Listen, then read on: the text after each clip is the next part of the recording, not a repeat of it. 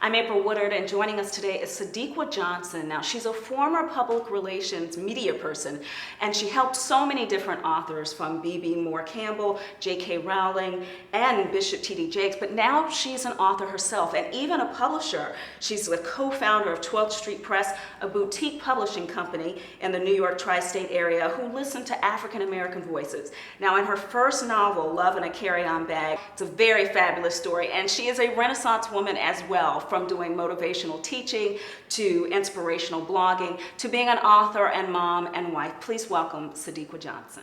Welcome. Thank you, April. First of all, where did you get the name of this book?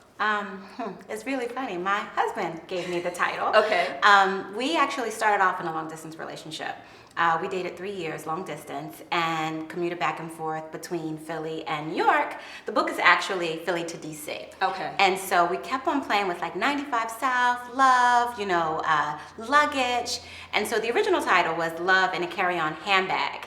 But then my editor just kept calling it Love in a Carry-On Bag. And I'm like, I think that's the title. She's like, I think that's the title.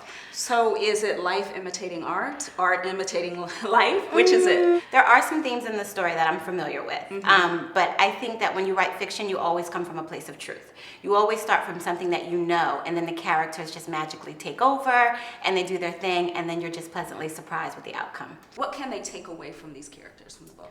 I think, first of all, a good story. When I read it, I try and read it as a reader as opposed to the writer, and because I love to read, I think that if you love to read and you love a page turner, this is definitely a book for you. If you love a story, a love story, in long distance, there's a lot of people. I have so many friends who have been in a long distance relationship, but to my knowledge, no one's written about it. And so if you can sympathize with, wanting to be together and not together and having, family, the family ties in this book are so strong. He has an overbearing father, who's kind of controlling. She has a mother who's completely out of control. And she feels this overwhelming need to be in charge and take care of everyone, and it's draining. And if you've ever experienced that, you can absolutely sympathize and understand these characters. To find out more about Love in a Carry-On Bag, you can go to SadeqaJohnson.com, or you can follow her on Twitter at SadeqaSays.